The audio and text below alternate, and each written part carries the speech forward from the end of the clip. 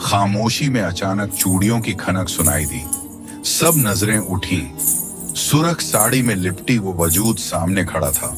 न सलाम न दुआ, बस आंखों में अजीब सी चमक, जैसे किसी और ही दुनिया से आई हो। कदम कदम चलती, जैसे जमीन उसके कदमों तले लरज रही हो। वो आकर दस्तरख्वान के किनारे बैठ गई। चेहरे पर मुस्कुराहट थी, मगर वो मुस्कुराहट नहीं थी। जैसे कोई अंदर छुपा राज बाहर आ रहा हो। करीब बैठा नौजवान बेइख्तियार नजरें झुका गया, मगर दिल अजीब बेचैनी में धड़क उठा। ये वक्त अफ्तार का है या आजमाइश का? ये सवाल किसी के दिल में था, जुबान पर नहीं। फिर उसने आहिस्ता से खजूर की थाली उठाई और पल भर में जमीन पर दे मारी। छन की आवाज के साथ ही जैसे पूरा माहौल लरज गया। हवा ने झटका खाया, चराग कांपे, और वो हंसी, ऐसी हंसी जिसमें औरत की हंसी कम और शैतान का शोर ज्यादा था। बगदाद में आज भी इस अफ्तारी को याद करके लोगों के दिल लरज जाते हैं। ऐसी अफ्तारी जिसने लोगों की अक्ल खत्म कर दी। वो पूरा रमजान एक खौफ के आलम में गुजरा। बात है बगदाद के उस गांव की जहां अम्मा हाजरा बहुत पक्के ईमान की मालिक थी। उसके पास 1 रुपया तक नहीं होता, लेकिन लगता था कि वो जैसे बड़ी अमीर औरत हो। अम्मा हाजरा का ये मामूल था कि वो लोगों की गांव भैंसों का गोबर इकट्ठा करके उपले बनाया करती थी। उन उपलों को सुखा कर बेचा करती थी, जिससे वो अपनी जमा पूंजी रखती थी और अफ्तारी की नीयत से वो पैसे जमा कर रही थी। लोगों को उसके दिल में छुपी इस खूबसूरत ख्वाहिश का किसी को पता नहीं था कि वो अम्मा जिस शक्ल ओ सूरत की सादी है, जो बोलती कम और मुस्कुराती ज्यादा थी, लोग नहीं जानते थे कि इस औरत ने गांव का रुख ही पलट देना है। जहां लोग उसे शरीफ समझते थे, वहां वो एक ऐसा रंग दिखाएगी जो हर किसी को पागल कर देगा। अम्मा ने अपने घर के पास ही एक बड़ा सा कमरा बनाया हुआ था, जिसमें वो उपले इकट्ठा कर रही थी।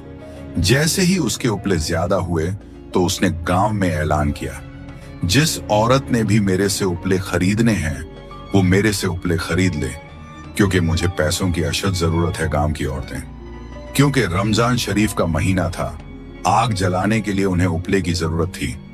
पूरे गांव की औरतों ने वो सारे उपले खरीद लिए। अम्मा हाजरा के पास 10,000 रुपए इकट्ठे हो चुके थे। इसी गांव में मस्जिद के इमाम साहिब बहुत ही नेक बुजुर्ग थे। अम्मा हाजरा सीधा उनके पास गईं और कहने लगी, अस्सलामु अलैकुम बाबा शाह वली। ओ हाजरा बहन, ओ रोजे रख रही हो? जी बाबा जी, अल्हम्दुलिल्लाह रोजे रख रही हूँ, जो ताकत अल्लाह ने दी हुई है। कैसे आना हुआ आज बाबा शाह वली? मेरी एक ऐसी ख्वाहिश जो कई सालों से पूरी नहीं हो रही। मैं हर बार कोशिश करती हूँ, लेकिन हर बार ही अधूरी रह जाती है।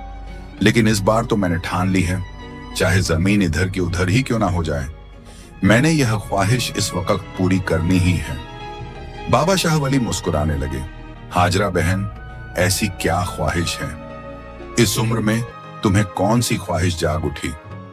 अम्मा हाजरा मुस्कुराकर कहने लगी, आपको तो पता है कि मैं उपले बनाकर भेजती हूँ। मेरे पास पैसे तो होते नहीं हैं, इन्हीं उपलों को सुखाकर बेचा करती हूँ, जिस वजह से मुझे पैसे मिल जाते हैं। मेरे दिल की एक ख्वाहिश है कि मैं भी इस रमजान में बड़ी इफ्तारी का एहतमाम करूं।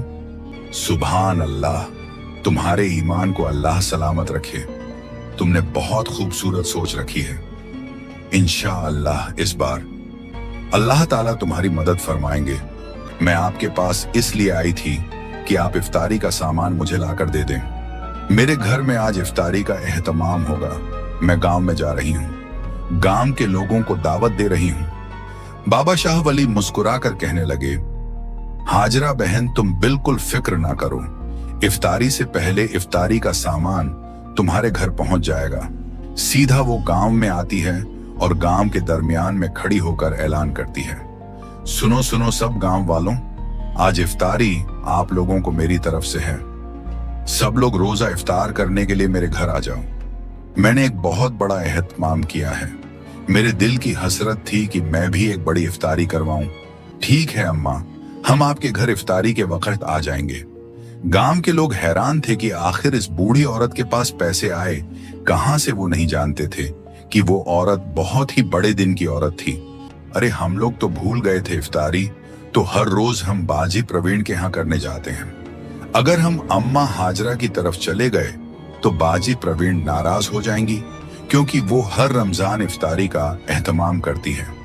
गांव वालों ने फैसला किया कि वो बाजी प्रवीण के घर जाएंगे और उनसे बात करेंगे कि आज की इफ्तारी वो ना रखें। बाजी प्रवीण कोई आम औरत नहीं थी, वो दौलत से भरपूर थी।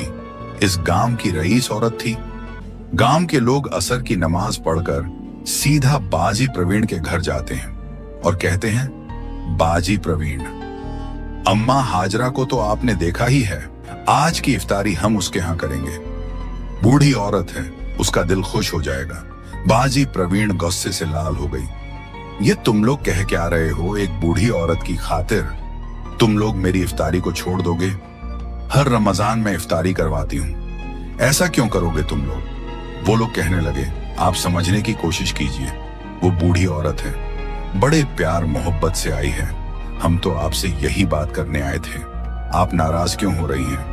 अभी वो सब ये बातें कर ही रहे थे तो उसी दौरान अम्मा हाजरा वहां पर आ गई। बेटी, आज मैंने इफ्तारी का एहतमाम किया है, पूरे गांव को दावत दी है और आपको भी मैं दावत देने आई हूँ। प्रवीण हंसने लगी, कहने लगी, खैर तो है उपले बनाने वाली बूढ़ी, तो इफ्तारी कैसे देगी? पैसे हैं तेरे पास, पूरा दिन तो तुम गाय के गोबर में रहती हो। मेरे पास जो कुछ था, मैंने चाहा कि मैं रोजे की इफ्तारी करवाऊं। मैंने बहुत मुश्किल से जमा पूंजी इकट्ठी करके आज इस मकाम तक आई हूं।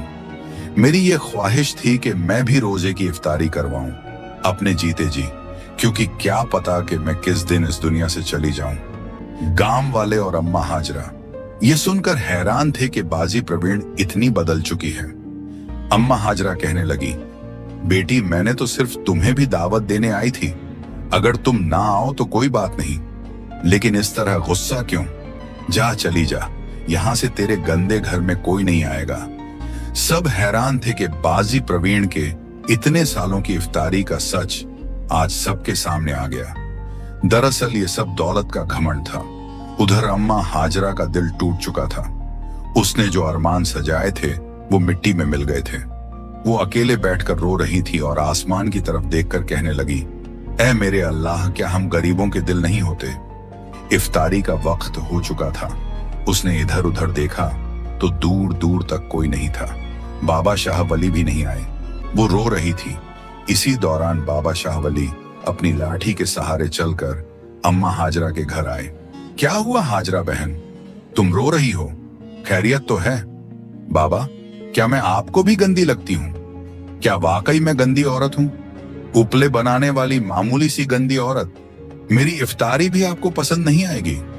आप मेरे दिल रखने के लिए आए हैं ना, मैं जानती हूँ। बाबा शाह वली हैरान थे कि आखिर अम्मा हाजरा कैसी कैसी दुखी बातें कर रही हैं। बाबा शाह वली कहने लगे, क्या हुआ, ये कैसी बातें कर रही हो? बताओ मुझे, क्या किसी ने कुछ कह दिया तुम्हें? वो रोने लगी। इसी दौरान गांव वाले आ गए। पूरा गांव आया था। अम्मा सोच भी नहीं सकती थी कि पूरा गांव आ जाएगा। गांव वालों की तरफ देखकर कहने लगी, मैं तुम लोगों को मजबूर नहीं करूंगी। अगर तुम लोगों का दिल चाहता है तो मेरी इफ्तारी करो, वरना मैं तुम लोगों से कोई शिकवा नहीं करती। गांव के लोग आंसुओं के साथ कहने लगे, अम्मा हमें माफ कीजिएगा, हम ऐसा क्यों कहेंगे? आपकी ये नेक दिली और ईमानी ताकत को देखकर हम बहुत मुतासिर हुए हैं। आप इतनी गरीब थीं, लेकिन आपके अकीदे और मोहब्बत ने हमें बहुत बदल दिया है। अम्मा हाजरा मुस्कुराने लगी, लेकिन उनकी आंखों से खुशी के आंसू गिरने लगे और कहने लगी, आज मैं सुकून में आ गई हूँ। इफ्तारी का सामान थोड़ा था, लेकिन लोग खा रहे थे, खत्म हो ही नहीं रहा था। बाबा शाह वली भी हैरान थे। ये सारा मंजर दरख्त के साथ छुपकर बाजी प्रवीण देख रही थी। उसने जब देखा कि लोग खुशी खुशी उसके दस्तरख्वान पर बैठे हैं और इफ्तारी कर रहे हैं, हर चेहरे पर खुशी है और वो बूढ़ी औरत भी मुस्कुरा रही है, तो वो जल उठी। वो अभी वहीं खड़ी बातें सुन रही थी कि अम्मा हाजरा कहने लगी, गांव वालों, लगता है कि मेरे पास इतनी ताकत बन चुकी है कि मैं कल की इफ्तारी भी करवाऊंगी। क्या पता ये मेरी जिंदगी की आखिरी इफ्तारी हो। तुम लोग कल भी आना, लोग खुश हो गए, कहने लगे, आप बिल्कुल फिक्र ना करें, हम जरूर आएंगे।